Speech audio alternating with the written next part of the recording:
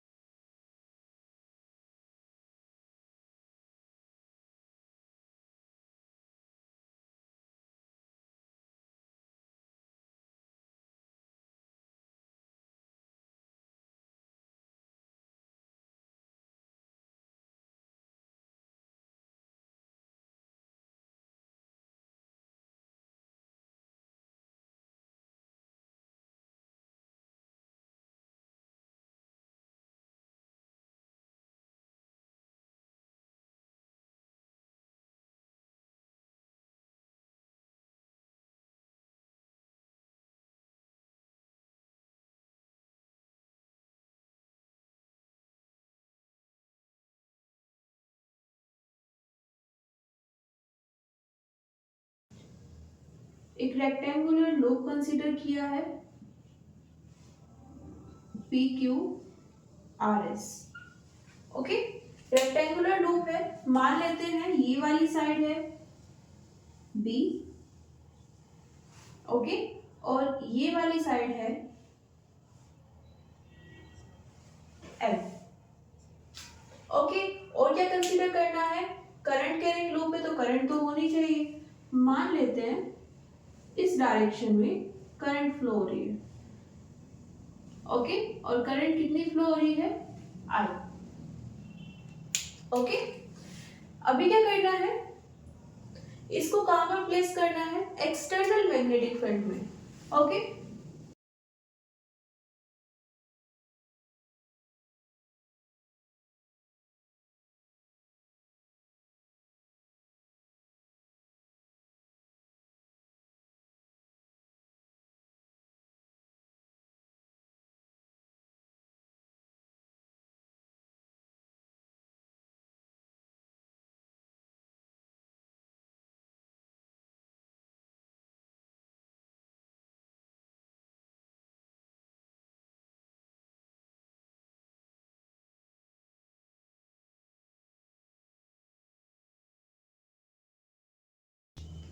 Okay, अब next यहां पर हम लोग जानते हैं, कभी भी किसी भी करंट कैरिंग वायर को या फिर लूप को हम कहां पर रखेंगे? अगर मैग्नेटिक फील्ड में, ओके, तो वहां पर उस वायर पर मैग्नेटिक फोर्स लगता है ना? वो वायर एक मैग्नेटिक फोर्स एक्सपीरियंस करता है। लेकिन जब हम बात करते हैं क्लोज्ड लूप की, तो हमने एक रिजल्ट पढ़ा था जब हम न्यूमेरिकल सॉल्व कर रहे थे, कि अगर हमारे पास क्लोज्ड लूप है ना, और उसको एक यूनिफॉर्म मैग्नेटिक फील्ड में रखा है, तो लूप की शेप चाहे कुछ भी रहे, वहां पर जो नेट मैग्नेटिक फोर्स है वो कितना आता है? 0। ओके, एक बार यहाँ पर देख भी लेते हैं।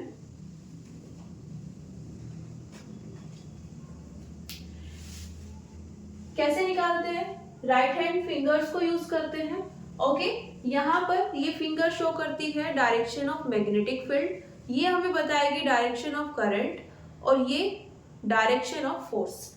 तो पहले PQ में चेक कर लेते हैं फोर्स की डायरेक्शन क्या होगी। ये डायरेक्शन ऑफ करंट, तो फोर्स कहां पर आएगा,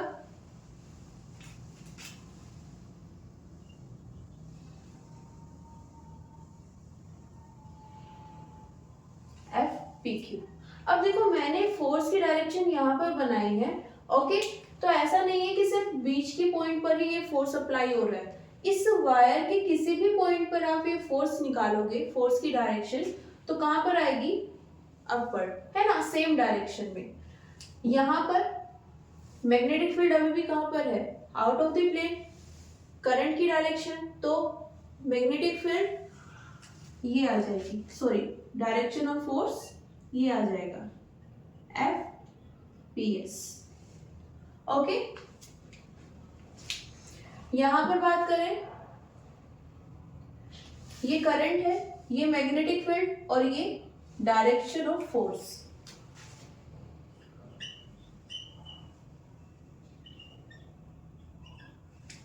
ओके, यहां पर ओके कुछ इस तरह, ये मैग्नेटिक फील्ड है, ये करंट, और यहां पर डाउनवर्ड डायरेक्शन में क्या आ जाएगा हमारे पास, फोर्स। इसको हम लिख सकते हैं SR। ओके, यहां पर अगर इनका मैग्नीट्यूड चेक करें, डायरेक्शन तो हम निकाल चुके हैं, है ना, मैग्नीट्यूड चेक करें तो यहां पर ये सब सेम मैग्नीट्यूड आते हैं। कैसे, FPQ निकाल लेते हैं, ये होता है हमारे पास IBL साइन थीटा। ये वाली साइड कितनी है, B, तो लेंथ कितनी आ जाएगी, स्मॉल b, और साइन थीटा।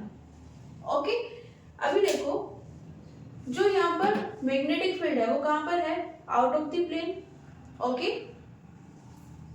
और यहाँ पर करंट की डायरेक्शन कहाँ है, इस तरह। एंगल कितना बन रहा है, 90। ये कौन है, मैग्नेटिक फील्ड, और ये मार्कर क्या रिप्रेजेंट कर रहा है, डायरेक्शन ऑफ करंट। दोनों के बीच में एंगल कितना है, 90। तो साइन 90 कितना हो जाएगा, 1। तो इसको हम क्या लिख सकते हैं,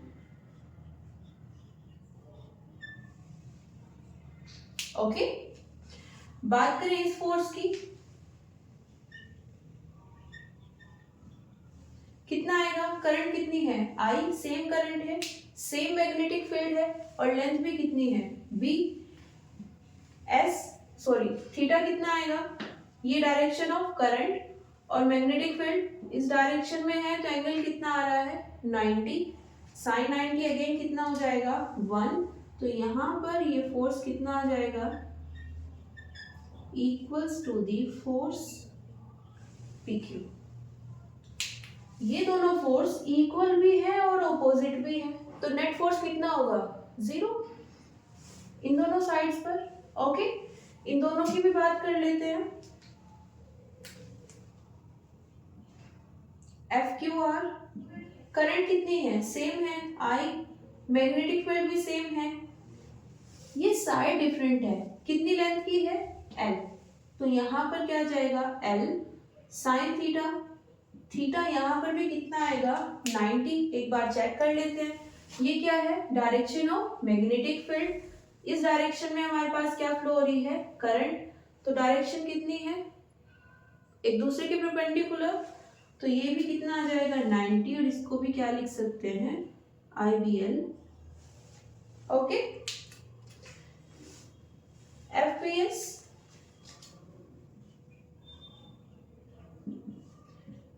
करंट I है, मैग्नेटिक फील्ड B है, लेंथ कितनी है, L, और यहां पर भी एंगल कितना आ जाएगा, साइन 90। तो ये भी कितना हो जाएगा, IPL।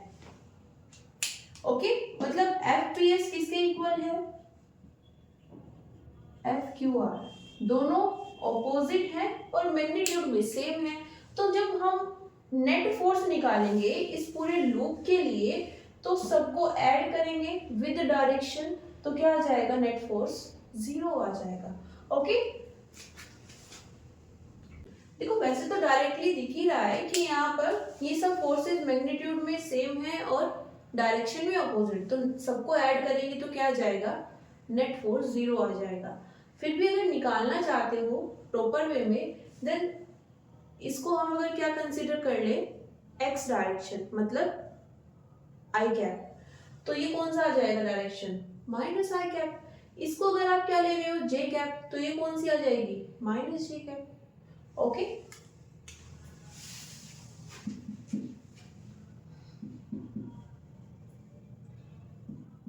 सिग्मा एफ मतलब F P Q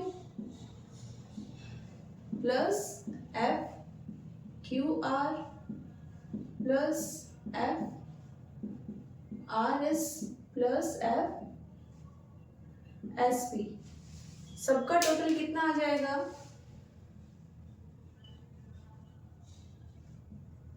zero. Okay, with direction करना चाहते हो तो कौन सी डायरेक्शन ले सकते हो, ये आई कैप, ये माइनस आई कैप, यहाँ पर जो फोर्स है वो प्लस जे कैप डायरेक्शन में, और इस डायरेक्शन में जो फोर्स है वो माइनस जे कैप डायरेक्शन में। अब इन डायरेक्शंस को मैग्नीट्यूड के साथ में मेंशन करोगे, ऐड करोगे तो नेट फोर्स कितना आ जाएगा, 0। ओके, तो यहाँ पर नेट फोर्स 0 आ गया है, जैसा हमने रिजल्ट पढ़ा था वैसा ही। नेक्स्ट क्या करते हैं, टॉर्क, एक बार टॉर्क भी चेक कर लेते हैं। ओके, देखो वैसे तो जब हम किसी बॉडी को रोटेट करते हैं तो वहां पर टॉर्क आता है। ओके, यहाँ पर क्या हो रहा है कि हमारे पास ऑपोजिट फोर्सेस है, इस साइड में इस डायरेक्शन में, इस साइड में इस डायरेक्शन में। ओके, तो एक पॉसिबिलिटी है कि यहाँ पर भी टॉर्क प्रोड्यूस हो सकता है, लेकिन होगा कब, जब हमारे पास जो ऑपोजिट फोर्सेस है उनकी जो एक्शन लाइन है वो सेम है। एक्शन लाइन क्या होती है, सपोज एक फोर्स इस लाइन के अलोंग वर्क कर रहा है। ओके, अगर आप इस लाइन को बैक साइड में एक्सटेंड कर दो, है ना, बैक साइड या फर्दर, तो इसको हम क्या बोल देते हैं, action line of force.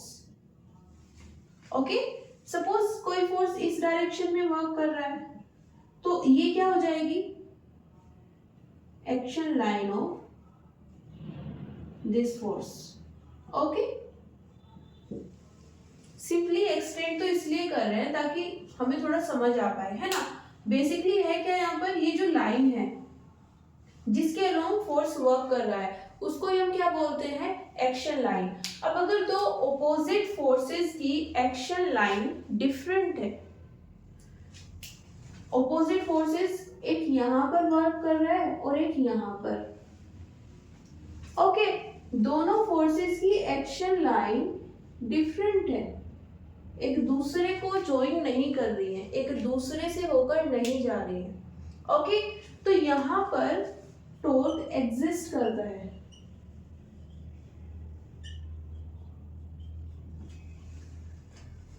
Okay, लेकिन अगर सिचुएशन इस तरह की है,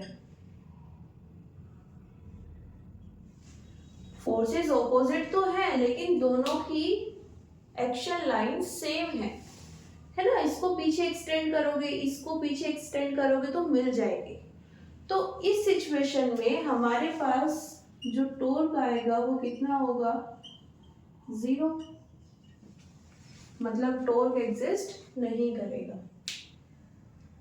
नॉर्मली आप किसी भी बॉडी को रोटेट करोगे तो वहां पर टॉर्क प्रोड्यूस हो सकता है। हमारे पास क्या है, दो फोर्सेस हैं और दोनों ऑपोजिट डायरेक्शन में वर्क कर रहे हैं, तो हमारे पास एक अपॉर्चुनिटी आ जाती है कि हम यहाँ पर एक अलग तरीके से भी टॉर्क को चेक कर सकते हैं कि वो एग्जिस्ट करता है या नहीं। ओके, कैसे, अगर हमारे पास ऑपोजिट फोर्सेस की एक्शन लाइन सेम है तो कोई टॉर्क वर्क नहीं करेगा। हाँ, अगर डिफरेंट है तो यहाँ पर टॉर्क एग्जिस्ट कर सकता है। तो यहाँ पर हमारे पास ये डायग्राम है, यहाँ पर भी ऑपोजिट फोर्सेस है, तो यहाँ पर भी एक बार इसको चेक कर लेते हैं। ओके, इस एक्शन लाइन को एक्सटेंड किया, यहाँ पर इसको एक्सटेंड करेंगे तो दोनों सेम है ना। इन वाले फोर्सेस के लिए चेक कर लें।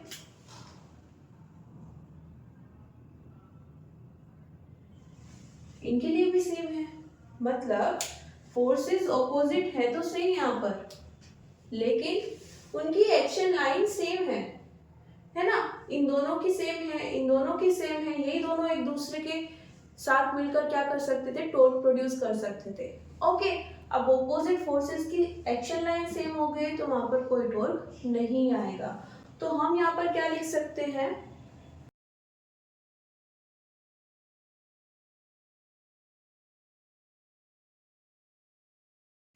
ओके, सिंबॉलिक फॉर्म में हम इसको इस तरह से भी डिनोट कर सकते हैं।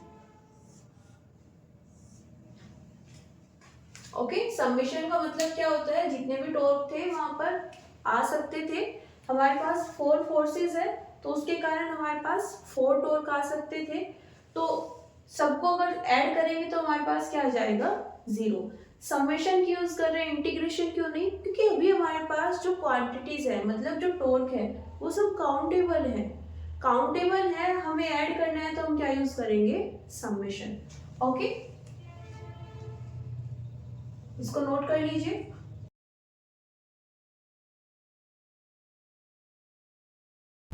नेक्स्ट क्या करते हैं, इसको थोड़ा सा रोटेट कर देते हैं, है ना।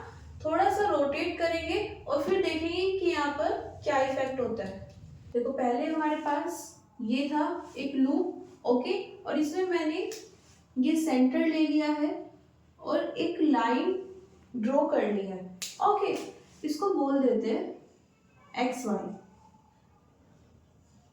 ओके, क्यों ड्रॉ की है अभी देखेंगे उस चीज को। ये मैंने इस प्लेन को थोड़ा सा टिल्ट कर दिया है,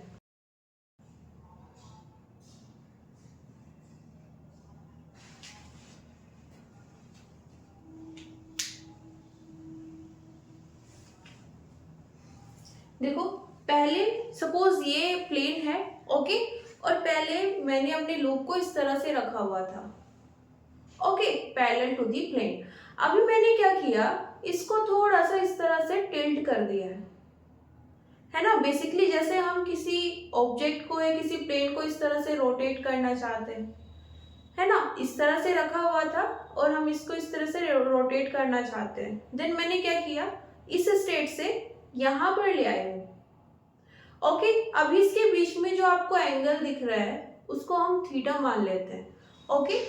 पता कैसे चलेगा उस एंगल के बारे में, जो हमारे पास पहले प्लेन था, ये वाली जो एक्स वाई मैंने ड्रॉ किया हुआ है वो उसकी मिड एक्सिस थी, है ना। ये वाली साइड और ये वाली साइड के मिड पॉइंट्स को ज्वाइन करने वाली लाइन, ओके। अब जब मैंने इसको थोड़ा सा टिल्ट कर दिया है तो यहाँ पर जो नई मिड लाइन बनेगी वो थोड़ी ऊपर शिफ्ट हो जाएगी, ओके। और इससे बेनिफिट क्या होगा, हम यहाँ पर एंगल जान सकते हैं कि यहाँ पर कितना एंगल फॉर्म हुआ है, ओके। पहले इस तरह से रखा हुआ था एक लूप, ये उसकी मिड एक्सिस थी जो उसकी साइड से, है ना, साइडों के मिड पॉइंट से जा रही थी, ओके। अभी क्या किया है, प्लेन को थोड़ा सा टिल्ट कर दिया है, ओके।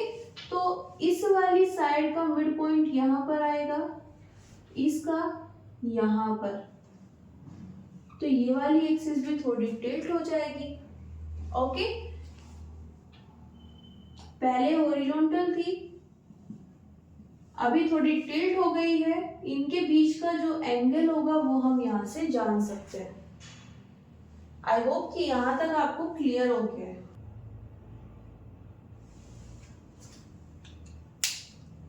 ओके, नेक्स्ट क्या करना है? ओरिएंटेशन तो समझ आ गया है, देखते हैं फोर्सेस।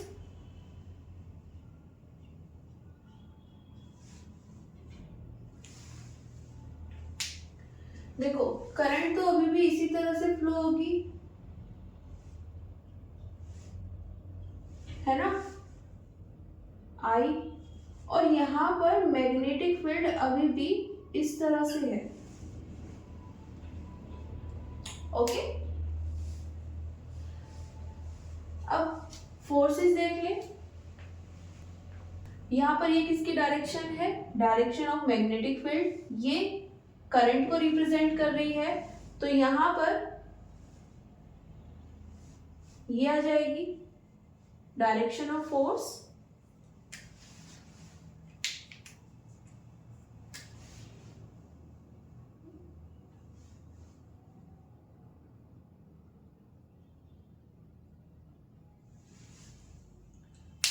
ओके, बात करें यहाँ पर ये क्या है? Again direction of magnetic field, current कहां पर जा रही है?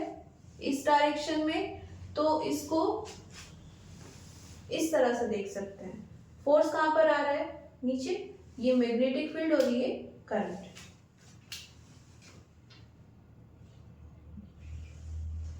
ओके, इसको लिख लेते हैं एफ पी क्यू, और ये आ जाएगा F S R.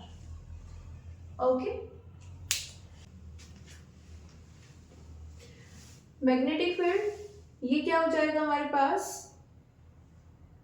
Direction of current, और ये क्या आएगा इस बार? फोर्स।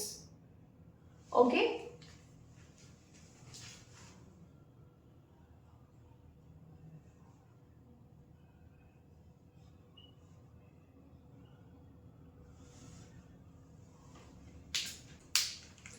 यहां पर निकाले, ये डायरेक्शन ऑफ मैग्नेटिक फील्ड, ये करंट और फोर्स इस डायरेक्शन में।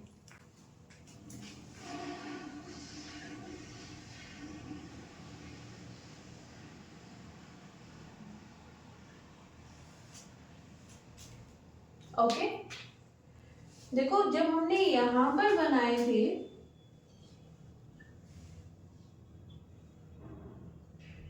तो इस तरह से फोर्स आए थे, है ना। इस बार यहाँ पर जब हमने इसको रोटेट किया, और रोटेट करने के बाद जब फोर्सेस ड्रॉ किए, तो इस बार ये वाली जो मिड एक्सिस है वो थोड़ी टिल्ट है, और देखा क्या कि यहाँ पर फोर्सेस भी सेम लाइन पर नहीं है। सेम लाइन मतलब हम अगर इनको बैक साइड में एक्सटेंड करें तो इनकी एक्शन ऑफ लाइन डिफरेंट आएगी। इसको लिख लेते हैं एक बार।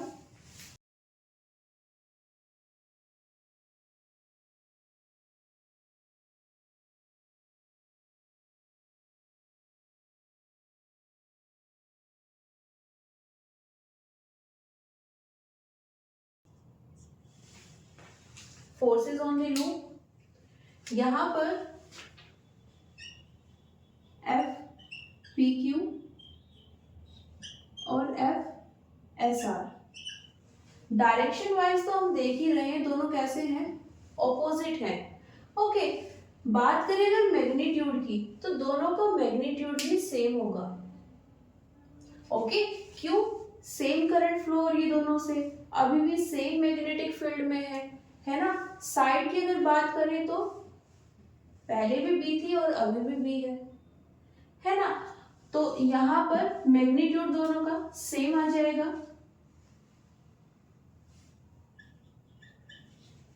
बात करें इन दोनों फोर्सेस की,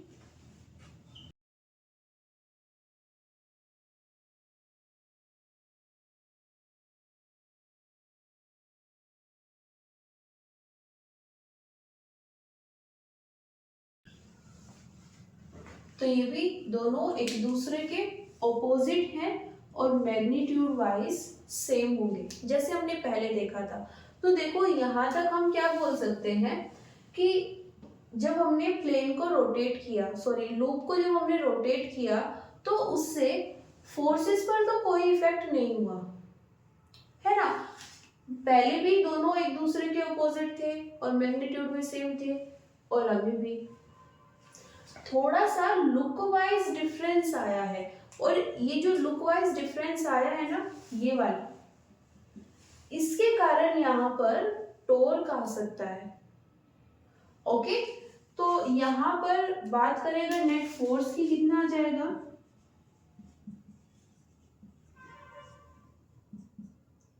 अभी भी कितना है, 0, और होना भी चाहिए, क्योंकि हमने क्या बोला था, कभी भी कोई भी लूप किसी भी शेप का किसी भी ओरिएंटेशन में आप मैग्नेटिक फील्ड में एक बार प्लेस कर दो, वहां पर करंट अगर फ्लो हो रही है तो नेट मैग्नेटिक फोर्स कितना होगा, 0।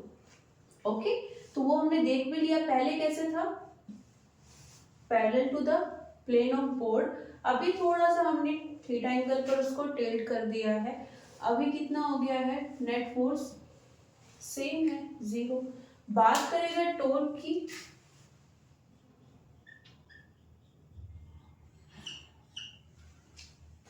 ओके, टॉर्क में हमने क्या बोला था, अगर यहाँ पर एक्शन लाइन सेम है तो फोर्स क्या होगा, 0, और अगर ऑपोजिट फोर्सेस की एक्शन लाइन डिफरेंट है तो फोर्स कैसा हो जाएगा, सॉरी टॉर्क कैसा आ जाएगा, नो 0।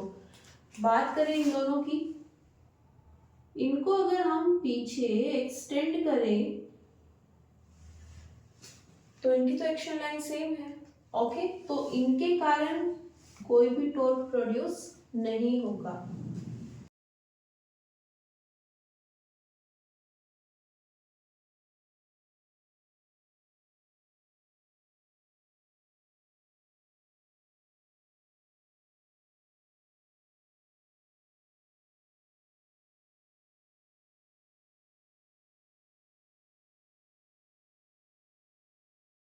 ओके, और रीजन क्या है, एक्शन लाइन सेम है।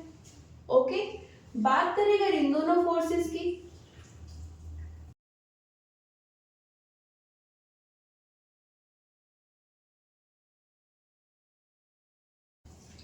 तो इस बार एक्शन लाइन डिफरेंट आ गई है ना, ड्रॉ कर सकते हैं।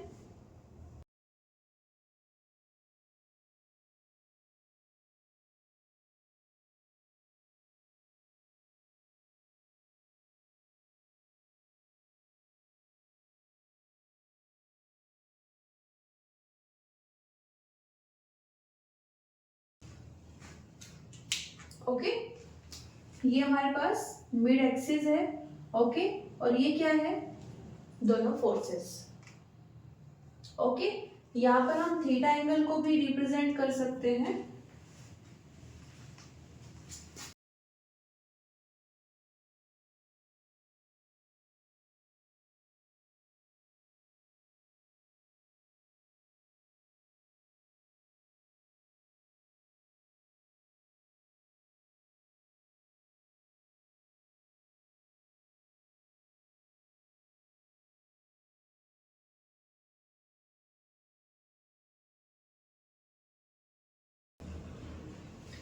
एक्शन लाइन डिफरेंट है तो इसको क्या बोल दिया, यहाँ पर इस फोर्स के कारण भी एक टॉर्क आ सकता है और इसके कारण भी।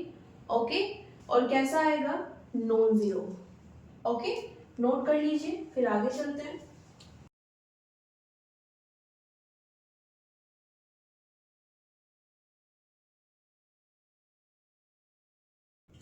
टॉर्क बेसिकली होता क्या है,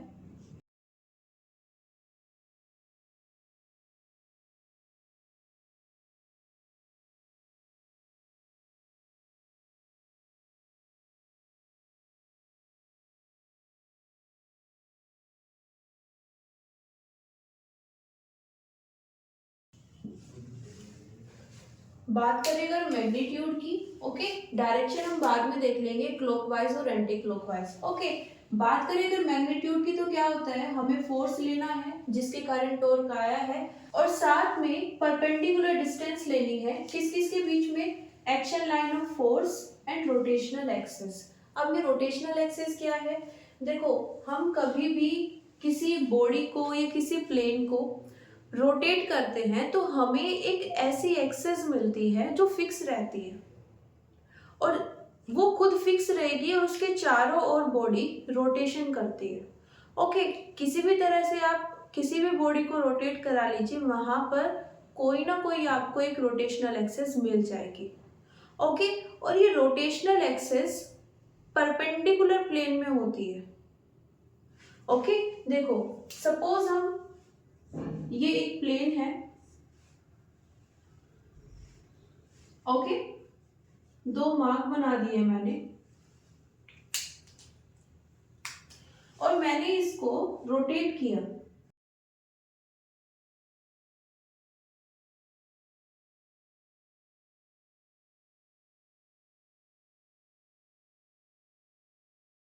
रोटेशन से क्या हुआ, लेफ्ट और राइट साइड चेंज हो गई, है ना। जो लेफ्ट में था वो राइट में आ गया और जो राइट में था वो लेफ्ट में चला गया। अब ये हुआ कैसे होगा, मैंने इस प्लेन को रोटेट किया, है ना।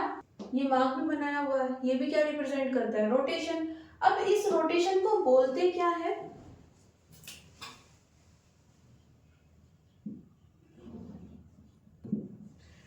ये हॉरिजॉन्टली रोटेट किया है हमने इस बॉडी को। ओके, बात करें अगर रोटेशनल एक्सिस की, ओके, तो यहां पर ये प्लेन है ना, ये एक प्लेन था, ओके, और ये कहां पर रखा हुआ है, इस बोर्ड के प्लेन में। ओके, देखो ये है मेरे पास, ओके, ये बोर्ड का पूरा प्लेन है, इसमें मैंने इसको रख दिया। ओके, अब अगर मैं इसको इस तरह से रोटेट कर रही हूं तो क्या हो रही है, बार बार जो लेफ्ट और राइट साइड है वो एक्सचेंज हो रही है ना। लेफ्ट साइड का राइट में चला जाता है और राइट का लेफ्ट में। इस रोटेशन को हम बोलते हैं हॉरिजॉन्टली रोटेट करना। ओके, अब बात करें रोटेशनल एक्सिस की, तो जब हम किसी प्लेन को इस तरह से रोटेट करेंगे तब भी हमें क्या मिल जाएगी, रोटेशनल एक्सिस, लेकिन वो इस प्लेन के परपेंडिकुलर प्लेन में होनी चाहिए, मतलब इसके परपेंडिकुलर होनी चाहिए। यहाँ पर अगर हम बात करें, प्लेन तो ये है तो इसका परपेंडिकुलर डायरेक्शन ये। ओके, तो ये डायरेक्शन कौन सी हो गई हमारे पास, रोटेशनल एक्सिस। ये रोटेशनल एक्सिस हमेशा परपेंडिकुलर होती है। ओके, मतलब प्लेन है उससे परपेंडिकुलर आप ड्रॉ करोगे तो वही कौन होगी, हमारी रोटेशनल एक्सिस। ओके, तो यहाँ पर जो हम अपनी एक्सिस ले रहे हैं उसको क्रॉस से डिनोट कर देते हैं। हमारे पास भी तो क्या है, एक प्लेन ही है, ओके, और उसको हम इस तरह से रोटेट कर रहे हैं, इस तरह से रोटेट करो या फिर इस तरह से। यहाँ पर ये हमारे पास क्या आ जाएगी, एक्सिस, रोटेशनल एक्सिस। ओके, इसको क्रॉस से डिनोट कर रहे हैं, डॉट से भी कर सकते हो बट कंफ्यूज ना हो जाए, बी की जो डायरेक्शन है वो भी डॉट ही है, इसलिए हमने इसको क्रॉस से डिनोट कर दिया है। यहां पर ये हमारे पास मैग्नेटिक फील्ड, ओके, यहाँ पर ये हमारे पास फोर्स आए थे,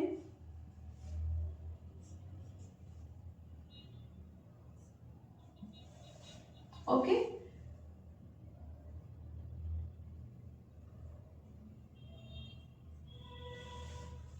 तो इसके सेंटर पर हम इस एक्सिस को कंसीडर करेंगे। ओके, जो ये प्लेन है इसके सेंटर से होकर जाएगी रोटेशनल एक्सिस, और कैसी होगी, perpendicular to the plane. Okay, तो यहां पर निकाल लेते हैं टॉर्क।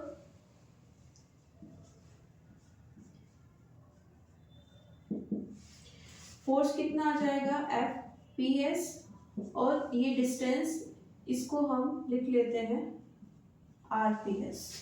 ओके, इस डायग्राम से देखते हैं।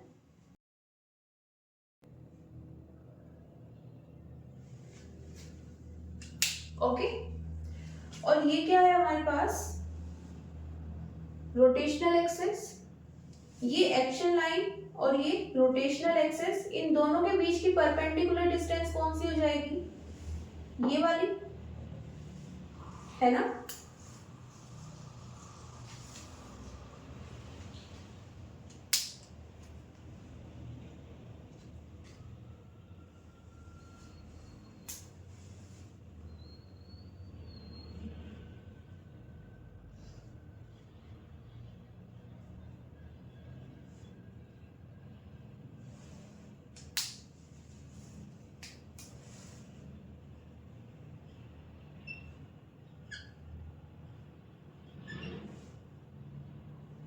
ओके, वैसे ही यहाँ पर इसको बैक साइड में एक्सटेंड करते हैं, तो ये तो आ गई हमारे पास एक्शन लाइन। ओके, और ये क्या है हमारे पास? Rotational axis. दोनों की परपेंडिकुलर लाइन कौन सी आएगी? ये वाली।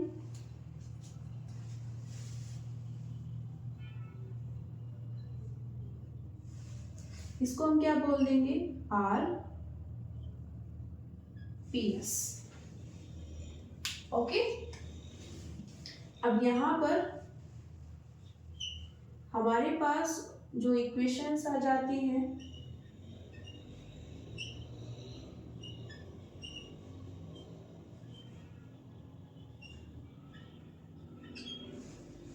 ओके, वैल्यूज निकालेंगे और यहां पर पुट कर देंगे। ओके, देखो यहाँ पर ये जो दोनों हमने डायग्राम बनाए हैं, ये हमने इसके बेस पर बनाए हैं। ये जो स्ट्रेट लाइन है, ये है हमारे पास एक्स वाई जो एक्सिस थी, जब हमारा प्लेन सीधा था। ओके, अब जब उसको थीटा एंगल पर हमने रोटेट किया, तो हमारे पास जो नए वाली मिड एक्सिस आई थी वो ये थी। ओके, और पहले कौन सी थी? ये वाली। तो इन दोनों के बीच में एक थीटा एंगल आ गया। इन्हीं दोनों को हमने यहाँ पर डिनोट किया है ब्लैक और ये ब्लू लाइन से। ओके, इनके बीच में एंगल कितना है? थीटा। यहाँ पर हमने और क्या किया है? एक रोटेशनल एक्सिस ले ली है जो बोर्ड से 90 डिग्री पर है ना? आउटसाइड मान सकते हो आप। नेक्स्ट, जब इसको एक्सटेंड किया बैक साइड में, ये वाला जो फोर्स था, है ना, इसको जब बैक साइड में एक्सटेंड किया तो क्या आ गई हमारे पास? Action line. सिमिलरली इसको बैक साइड में एक्सटेंड किया तो क्या आ गई? Action line. ओके, अब एक्शन लाइन तो इस तरह से है, एक एक्सिस इस तरह से आ गई है रोटेशनल एक्सिस। इन दोनों के बीच की जो डिस्टेंस होगी, परपेंडिकुलर डिस्टेंस, वो इस तरह से आ सकती है ना। सिर्फ यही एक पॉसिबिलिटी है, एक ये और एक ये, दोनों एक्सिस, इन दोनों के बीच में जो परपेंडिकुलर डिस्टेंस है वो हमें चाहिए, तो वो इसके अलोंग आएगी। डायग्राम में देखें, ये हो जाएगी हमारे पास एक्शन लाइन, ये हमारे पास रोटेशनल एक्सिस, ये क्या आ जाएगी? दोनों के बीच की परपेंडिकुलर डिस्टेंस। इसको आप यहां भी ड्रॉ कर सकते थे, सेम चीज है। ओके, वैल्यूज फाइंड कर लेते हैं। हियर एफ पी एस कितना है? आई बी, ये फोर्स निकाल रहे हैं तो ये वाली साइड लेंगे,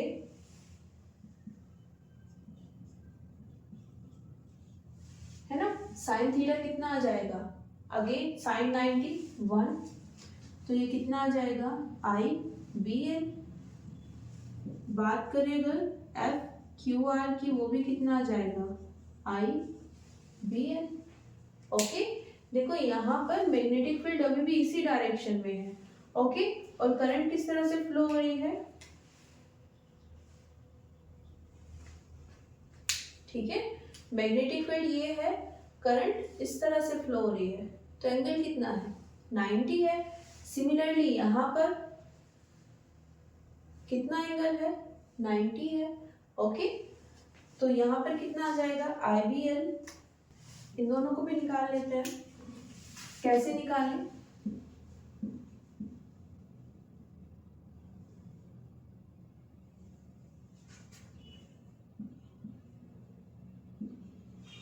देखो हमारे पास एक ट्रायंगल बन रहा है,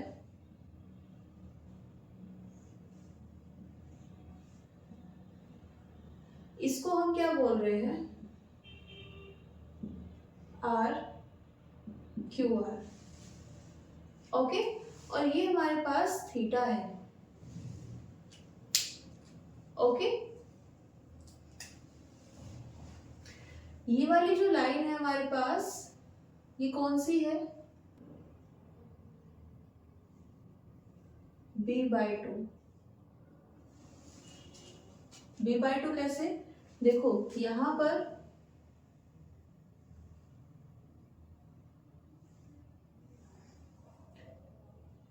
ये वाली डिस्टेंस कितनी है, b, और हमने क्या किया है, इसी के पैरेलल लाइन यहाँ पे ड्रॉ की है, ये वाली। ओके, तो ये भी कितनी आ जाएगी पूरी, b। यहाँ पर ये जो हमने रोटेशनल एक्सिस ली है वो कहाँ पर ली है, सेंटर पॉइंट पर ली है। ये जो स्क्वायर था ना, सॉरी ये जो रेक्टेंगुलर लूप था, इसके सेंटर पर लिया है। ओके, सेंटर पर है मतलब इस साइड की ये वाली लेंथ b/2 और ये वाली लेंथ में कितनी हो जाएगी, b/2। ओके, तो हम सिर्फ ऊपर की साइड का ले रहे हैं, तो ये कितना है, b/2। यहाँ पर एंगल थीटा ये हमें निकालनी है, तो क्या यूज कर सकते हैं, sine theta equals to perpendicular कितना है, R Q R divided by कितना आ जाएगा, b/2। इसको हम क्या लिख सकते हैं, R Q R equals to b/2 sine theta. Okay,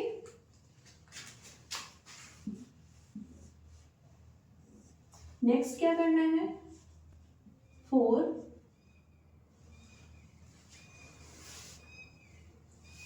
RPS। इस बार क्या करेंगे, ये वाला ट्रायंगल ले लेते हैं। ओके, अगर हम किससे मेजर कर रहे हैं, सेंटर से। ओके, ये भी कितनी है, b/2 और ये भी कितनी है, b/2। ओके, बात करें यहाँ पर एंगल की,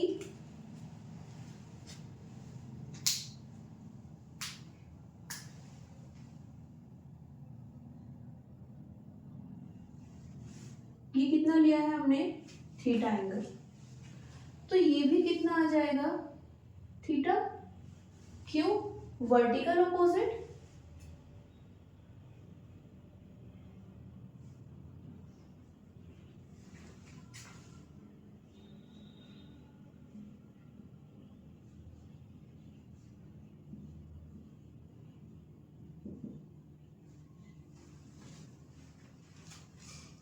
ओके, नेक्स्ट हमें यहाँ पर क्या निकालनी है, RPS। तो इस सेंटर से ड्रॉ करेंगे लाइन, ये क्या गई हमारे पास, RPS।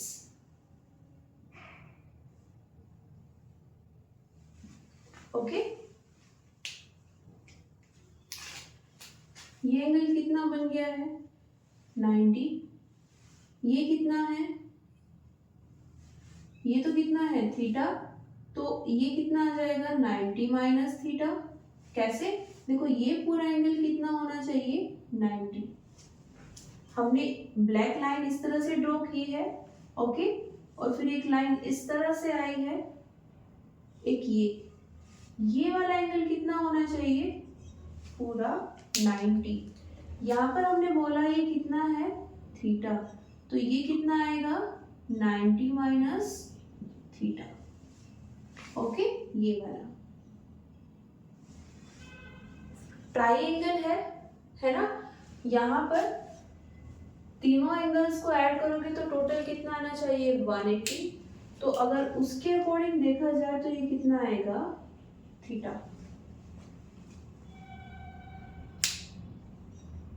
ओके, दूसरा कैसे देख सकते हो, यहाँ पर z बन रहा है। जब z बनता है तो ये वाले एंगल्स एक दूसरे के इक्वल हो जाते हैं। ओके, तो या तो आप यहाँ पर z एंगल से देख सकते हो या फिर यहाँ पर इस तरह से। ओके, ये थोड़ा सा बड़ा हो जाएगा, यहाँ पर 90 एंगल के अकॉर्डिंग निकालना होगा, उसके बाद तीनों को ऐड करेंगे तो हम देख पाएंगे कि यहाँ पर ये कितना है, theta. Okay,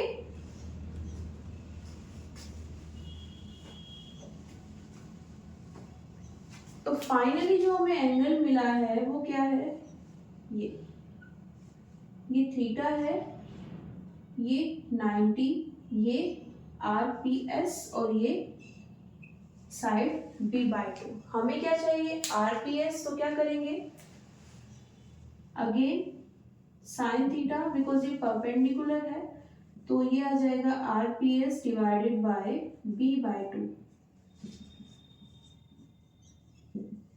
b/2 sine theta.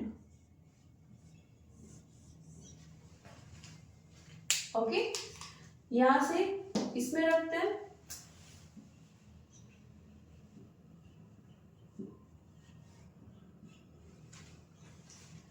PS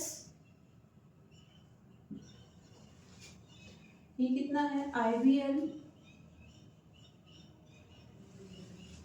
और ये कितना है, सॉरी ये b/2 साइन थीटा। ये निकाले QR, ये भी कितना आएगा, सेम। तो दोनों टोर मैग्नीट्यूड वाइज सेम आ गए। ओके, नोट कर लीजिए।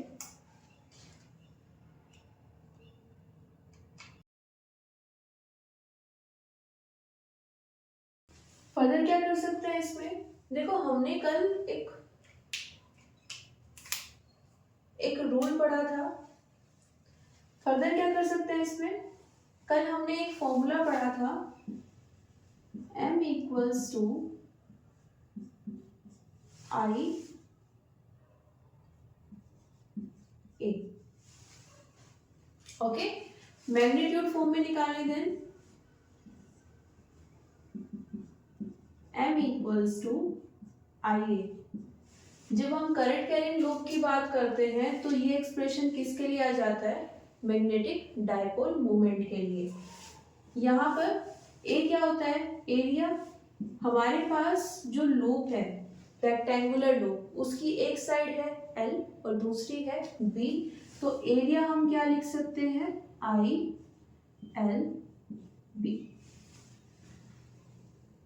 ओके, ये वैल्यू यहाँ पर पुट करें,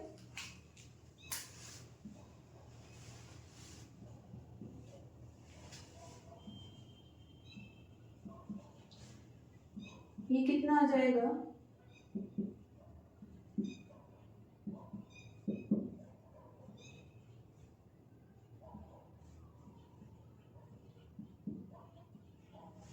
m/2b साइन थीटा।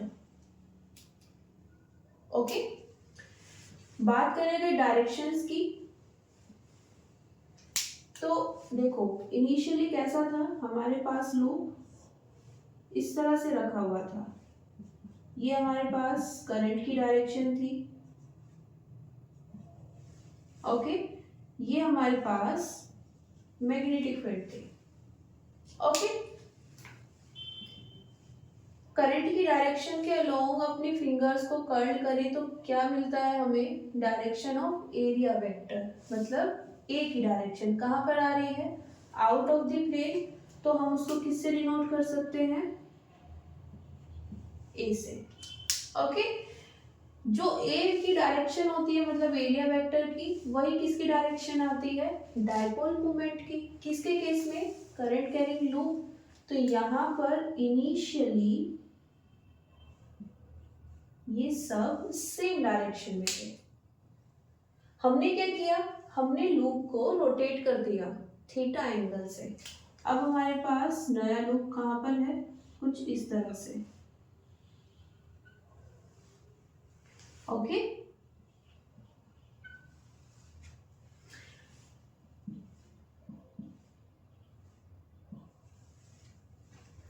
अब अगर हम यहाँ पर एरिया वेक्टर निकालें, ओके, इसको देखो पहले ये था, हमने यहाँ पर फिंगर्स को कर्ल किया एंटी क्लॉकवाइज डायरेक्शन में, तो हमारे पास क्या आ गया, एरिया वेक्टर। अभी ये इसके परपेंडिकुलर होता है ना, इस तरह से। अभी यहाँ पर ये है, ये था, हमने क्या किया, इसको थोड़ा सा टिल्ट कर दिया थीटा एंगल पर, है ना, इस तरह से। तो अभी मेरे पास ये ओरिएंटेशन है। ओके, अभी मैं कर्ल करूंगी तो मेरे पास इस डायरेक्शन में एरिया वेक्टर नहीं आ रहा है। यहाँ पर क्या डायरेक्शन आ रही है, आपकी साइड थंब है ना। जब मैंने इसको टिल्ट किया तो अभी मैं यहाँ पर डायरेक्शन चेक कर रही हूँ एरिया वेक्टर की, तो कहाँ पर आ रही है, इस डायरेक्शन में। तो अभी यहाँ पर डायपोल मोमेंट की डायरेक्शन भी कहाँ होगी, ये। ओके, मतलब यहाँ पर जब हम इसको रोटेट कर रहे हैं तो यहाँ पर एरिया वेक्टर और डायपोल मोमेंट की डायरेक्शन चेंज हो जाएगी। ओके,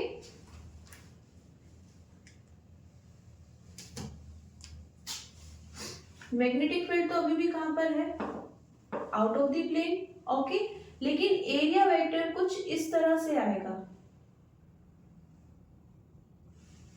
पहले कहाँ पर था, आपकी साइड। अभी हमने जो मोबाइल से देखा उसके अकॉर्डिंग थोड़ा इस साइड आ रहा है। तो ये क्या है, एम, ये क्या है, बी। हमें कहां से कहां पर जाना होता है, एम से बी पर। ओके, जब हम इस तरह से करते हैं, ओके, बात करें अगर यहाँ पर डायरेक्शन चेक करने की, तो कैसे कर सकते हैं,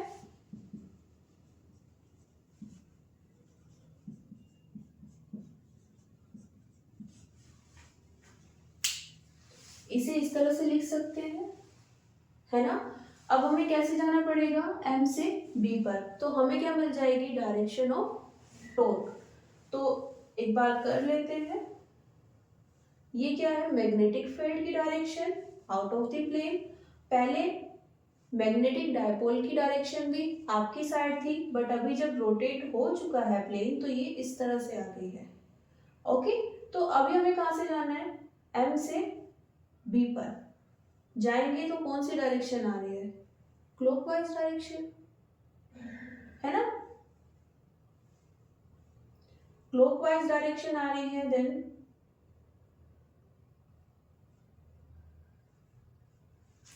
इसको क्या लिख सकते हैं, टॉर्क किस डायरेक्शन में वर्क करेगा, क्लॉकवाइज डायरेक्शन में। ओके, तो यहां पर नेट टॉर्क कितना हो जाएगा,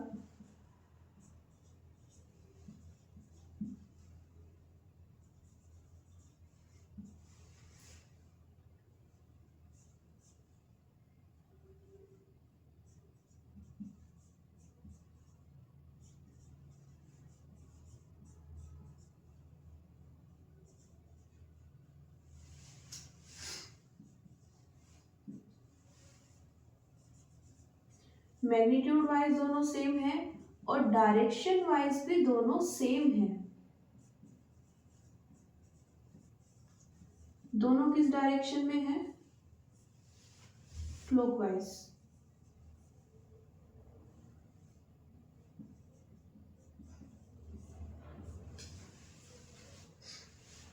ओके, क्योंकि जितने भी टॉर्क आ जाए, हम बात तो सेम लूप की कर रहे हैं ना। ओके, जो लूप है उसकी अलग अलग साइड पर अलग अलग टॉर्क वर्क कर सकता है, लेकिन उन सब में हम जो डायपोल मोमेंट मेंशन कर रहे हैं वो तो पूरे लूप का एक ही है ना, जिसमें हम क्या इंक्लूड करते हैं, करंट और एरिया वेक्टर। तो इसलिए यहाँ पर डायरेक्शन सबकी सेम आएगी, और होनी भी चाहिए। जब हम किसी चीज को रिप्लेस करना चाहते हैं, तो अगर 4 लोग वहां पे वर्क कर रहे हैं तो सबको सेम डायरेक्शन में फोर्स लगाना पड़ेगा। जहां पर टॉर्क क्या कर रहे हैं, जो हमने रोटेशन क्रिएट कर दी है, जो हमने एंगल क्रिएट कर दिया है, उसको फिर से जीरो बनाना चाहते हैं, है ना। हमने यहाँ पर क्या किया, थीटा एंगल लिया है, किस किस के बीच में, मैग्नेटिक फील्ड, ये मैग्नेटिक फील्ड थी पहले, और ये क्या था, डायपोल मोमेंट। इनके बीच में एंगल कितना था, 0। हमने क्या किया, लूप को रोटेट कर दिया जिससे इनके बीच में एक एंगल आ गया। ओके, अब इस एंगल के कारण यहाँ पर क्या आएगा, टॉर्क आएगा। ओके, कैसे, एक टॉर्क यहाँ पर वर्क करेगा और एक यहाँ पर, इस तरह से। ये कितना हो जाएगा total, mv sin theta clockwise. Note कर लीजिए।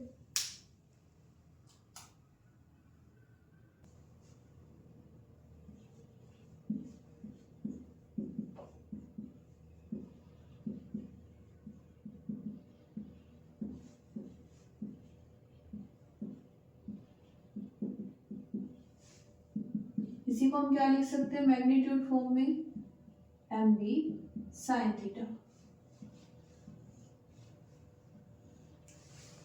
ओके,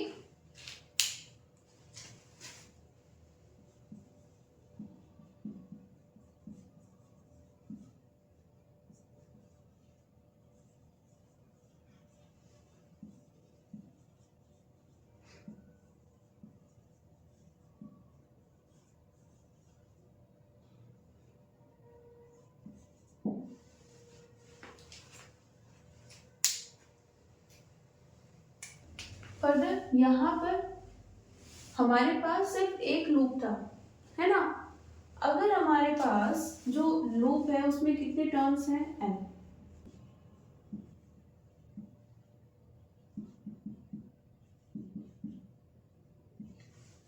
यहाँ पर डायपोल मोमेंट क्या हो जाएगा, जब एक टर्न था तो क्या था, i a। n टर्न्स के लिए कितना हो जाएगा, n की मल्टीप्लाई कर देंगे। ओके, और इस कंडीशन में अगर हम टॉर्क निकाले तो वो भी कितना हो जाएगा, mb sin थीटा। यहाँ पर m कितना है, n i a। Okay,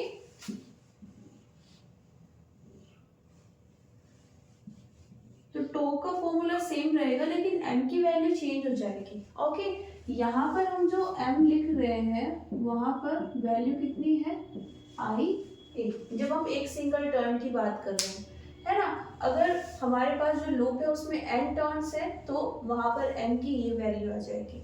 okay, अब यहाँ पर जो ये रोटेशन हुआ है, यहां से भी आप देख सकते हो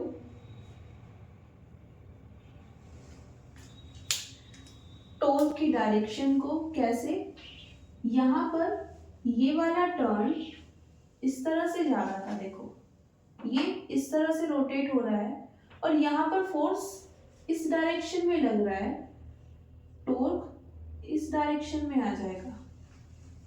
ओके, सिमिलरली यहाँ पर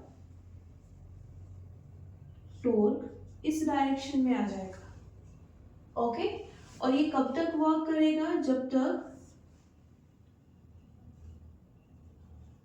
यहाँ पर एंगल अगेन कितना नहीं हो जाता, थीटा इक्वल्स टू 0। ओके,